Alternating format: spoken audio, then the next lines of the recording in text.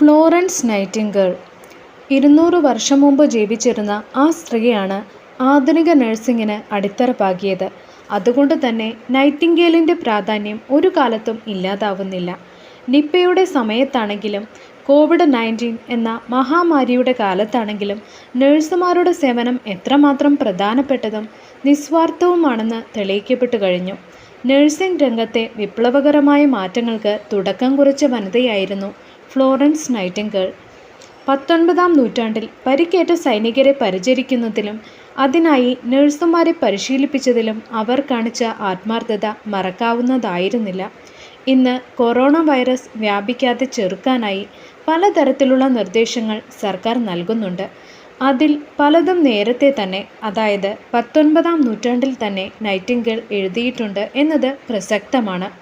ഉദാഹരണത്തിന്, വൈറസിനെ ചെറുക്കുന്നതിൽ കൈകൾ എപ്പോഴും കഴുകുകയും ശുചിയാക്കി വയ്ക്കുകയും ചെയ്യുന്നതിനുള്ള പ്രാധാന്യം, അതിൽ നഴ്സുമാർ എത്രത്തോളം ശ്രദ്ധ ചെലുത്തണമെന്ന് നൈറ്റിംഗേൾ പറഞ്ഞിട്ടുണ്ട്. 1860-ൽ പ്രസിദ്ധീകരിച്ച നോട്ട്സ് ഓൺ നഴ്സിംഗ് എന്ന പുസ്തകത്തിൽ അവർ ഇങ്ങനെ എഴുതുന്നു: ഓരോ നഴ്സും പകൽ നേരങ്ങളിൽ ഇടവിട്ടിടവിട്ട് കൈ കഴുകിക്കൊണ്ടേയിരിക്കണം. അവളുടെ മുഖം എത്ര നന്നായിരുന്നാൽ പോലും. ക്രിമിയൻ യുദ്ധ സമയത്ത് ബ്രിട്ടീഷ് സൈനിക ആശുപത്രികളിൽ കൈ കഴുകുന്നതടക്കമുള്ള ശുചിത്വം പാലിക്കലുകൾ നൈറ്റിംഗേലിൻ്റെ നേതൃത്വത്തിൽ നടപ്പാക്കപ്പെട്ടു. ഇത്തരം പ്രവർത്തനങ്ങൾ അന്ന് പുതിയതായിരുന്നു. കൈകൾ വേണ്ടത്ര ശുചിയാക്കുന്നതിനെക്കുറിച്ചോ ശുചിത്വം പാലിക്കുന്നതിനെക്കുറിച്ചോ അന്ന് ആരും വേണ്ടത്ര ശ്രദ്ധ ചെലുത്തിയിരുന്നില്ലെന്ന് സാരം. ഹംഗേറിയൻ ഡോക്ടറായ ഇഗ്നസ് സെമൽവിസ് ആണ് 1840-ൽ ആരോഗ്യരംഗത്ത് പ്രവർത്തിക്കുന്നവർ നിർബന്ധമായും അവരുടെ കൈകൾ ശുചിയാക്കണമെന്ന് പറഞ്ഞിരുന്നത്. എന്നാൽ അത് അന്ന് വേണ്ടത്ര ആളുകൾ ഗൗരവത്തിലെടുത്തില്ല എന്ന് മാത്രമല്ല, അദ്ദേഹത്തെ ഭ്രാന്തനെന്ന് മുദ്ര കുത്തുകയും ചെയ്യുകയായിരുന്നു. പൊതുജനാരോഗ്യത്തിൽ ഇപ്പോഴും ഫലപ്രദമായ ഇടപെടലുകൾ നടത്തിക്കൊണ്ടിരുന്ന നൈറ്റിംഗേൾ അന്താരാഷ്ട്ര മെഡിക്കൽ ഗവേഷണത്തിലേക്കും സംഭവ വികാസങ്ങളിലേക്കും ശ്രദ്ധ കേന്ദ്രീകരിച്ചിരുന്നു. അവളുടെ പ്രായത്തിലുള്ള പല പൊതുജനാരോഗ്യ വിദഗ്ധരെയും പോലെ രോഗം പ്രധാനമായും പകരുന്നത് വീടുകളിൽ നിന്നാണെന്ന് അവളും മനസ്സിലാക്കിയിരുന്നു. മിക്ക ആളുകൾക്കും പകർച്ചവ്യാധികൾ പിടിപെട്ട സ്ഥലം വീടായിരുന്നു. ഇന്നും ഇത് ബാധകമാണ്.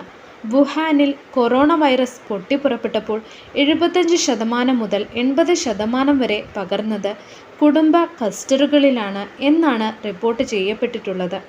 നോട്ട്സ് ഓൺ നഴ്സിംഗ് എന്നത് നഴ്സുമാർക്കുള്ള പുസ്തകം എന്നതിലുപരി പൊതുജനത്തിൻ്റെ ആരോഗ്യകാര്യങ്ങളിൽ നിർദ്ദേശം നൽകുന്നവ കൂടിയായിരുന്നു. ഇത് സാധാരണക്കാരായ ജനങ്ങളോട് എങ്ങനെ വീട്ടിൽ ശുചിത്വം പാലിക്കാമെന്ന് നിർദ്ദേശിച്ചു.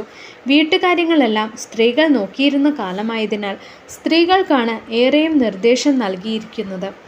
ഫയർ പ്ലേസുകളിൽ നിന്ന് എങ്ങനെ അമിതമായി പുക വരാതെ നോക്കാം, ആ പുക എങ്ങനെ ആരോഗ്യത്തിന് ദോഷം ചെയ്യും, എന്തെല്ലാം കത്തിക്കാം, എത്ര തീയാവാം എന്നെല്ലാം അവർ നിർദ്ദേശിക്കുന്നുണ്ട്. മുറികൾക്ക് വായുസഞ്ചാരം ഉണ്ടാകണമെന്നും നല്ല വായുവിനായി ജനാലകൾ ഇടയ്ക്കിടെ തുറന്നിടണമെന്നും അവരെഴുതി. ഒപ്പം തന്നെ കോളറ, ടൈഫോയിഡ് തുടങ്ങിയ ജലജന്യ രോഗങ്ങളെ പ്രതിരോധിക്കാൻ ഡ്രൈനേജ് മെച്ചപ്പെടുത്തണമെന്നും അവർ വാദിച്ചു. നൈറ്റിംഗേലിൻ്റെ വാദത്തിൽ വീട്ടിലെ എല്ലാ ഉപകരണങ്ങളും വൃത്തിയായിരിക്കണം. വൃത്തികെട്ട പരവതാനികളും അശുദ്ധമായ ഫർണിച്ചറുകളും അടിത്തറയിൽ ചാണകക്കൂമ്പാരം ഉള്ളതുപോലെ വായുവിനെ മലിനമാക്കും എന്നും അവരെഴുതി. വീട്ടിലുള്ളവർ ആരോഗ്യത്തോടെ ഇരിക്കണമെങ്കിൽ എല്ലായ്പ്പോഴും വീടിൻ്റെ ഓരോ മുക്കും മൂലയും വരെ വൃത്തിയായിരിക്കണം എന്നും അവരെഴുതി. ഇതിൽ മാത്രം ഒതുങ്ങി നിന്നില്ല അവരുടെ വീക്ഷണം. അവർ സൈനികരോട് വായിക്കാനും എഴുതാനും മറ്റുള്ളവരോട് ഇടപഴകാനും പറഞ്ഞ് അതിനവരെ പ്രോത്സാഹിപ്പിച്ചു. അത് ജീവിതത്തിലെ വിരസത മാറ്റുമെന്നും മദ്യപാനത്തിലേക്ക് വീഴാതെ അവരെ സഹായിക്കുമെന്നുമാണ് നൈറ്റിംഗേൾ വിശ്വസിച്ചിരുന്നത്. William Edward Nightingale, Francis nee Smith എന്നിവരുടെ മകളായിട്ടാണ് നൈറ്റിംഗേൾ ജനിക്കുന്നത്. അവളുടെ പേരിനും ഒരു പ്രത്യേകതയുണ്ടായിരുന്നു. ഇറ്റലിയിലെ ഡാസ്കാനിയിലെ ഫ്ലോറൻസ് നഗരത്തിലെ ഒരു ബ്രിട്ടീഷ് ധനിക കുടുംബത്തിൽ ജനിച്ച അവൾക്ക് ഫ്ലോറൻസ് നഗരത്തിൻ്റെ പേര് തന്നെയാണ് കിട്ടിയത്. കൈസർവത്തിലെ ലൂതറൻ പാസ്റ്ററുടെ നേതൃത്വത്തിൽ അന്ന് പാവപ്പെട്ടവരെ ശുശ്രൂഷിച്ചിരുന്നത് നൈറ്റിംഗേൾ കാണുകയുണ്ടായി. അതാണ് അവരുടെ ജീവിതത്തിലെ വഴിത്തിരിവായി തീർന്നതെന്ന് പറയുന്നു. ഏതായാലും 1853 അവർ ലണ്ടനിലെ അപ്പർ ഹാർലി സ്ട്രീറ്റിലെ institute of caring sick gentlewoman എന്ന സ്ഥാപനത്തിൽ സൂപ്രണ്ടായി ജോലി ചെയ്യാൻ തുടങ്ങി. നൈറ്റിംഗേൽ അറിയപ്പെട്ടു തുടങ്ങിയത് ക്രിമിയൻ യുദ്ധത്തോടെയാണ്. അന്ന് യുദ്ധത്തിൽ മുറിവേറ്റ സൈനികരെ ചികിത്സിക്കാനായി താൻ പരിശീലനം നൽകിയ 38 നഴ്സുമാരുമായി അവർ ടർക്കിയിലെത്തി. അവിടെ കണ്ട കാഴ്ച അവരെ വേദനിപ്പിച്ചു. ഒരുപാട് പട്ടാളക്കാർ, കുറഞ്ഞ ആരോഗ്യ പ്രവർത്തകർ. സേവനവും അങ്ങനെ തന്നെ. നൈറ്റിംഗേലിൻ്റെ നേതൃത്വത്തിൽ ആ പട്ടാളക്കാരുടെ പരിചരണം ഏറ്റെടുത്തു. എന്നാൽ അന്നും പിന്നീടും സൈനികർ മരിച്ചുകൊണ്ടിരുന്നു. ആ മരണത്തിൽ ടൈഫോയിഡിനും കോളറയ്ക്കും പങ്കുണ്ടായിരുന്നു. വൃത്തിയില്ലാത്ത ഓടകൾ ഇതിന് കാരണമായി തീരുന്നുവെന്ന് തിരിച്ചറിഞ്ഞ നൈറ്റിംഗേൽ അതിനെക്കുറിച്ച് സംസാരിച്ചുവെന്നും അവ യഥാക്രമം പുനഃക്രമീകരിച്ചപ്പോൾ മരണസംഖ്യ കുറഞ്ഞുവെന്നുമാണ് പറയുന്നത്.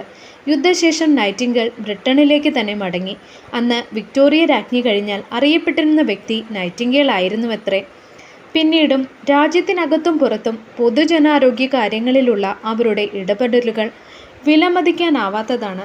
കൊറോണയും നിപ്പയുമെല്ലാം ലോകത്തെ ഭീതിയിലാഴ്ത്തുമ്പോഴും എല്ലാം മറന്ന് ഒരു കൂട്ടം ആരോഗ്യപ്രവർത്തകർ നൈറ്റിംഗേലിനെ പോലെ നമുക്കൊപ്പമുണ്ട്.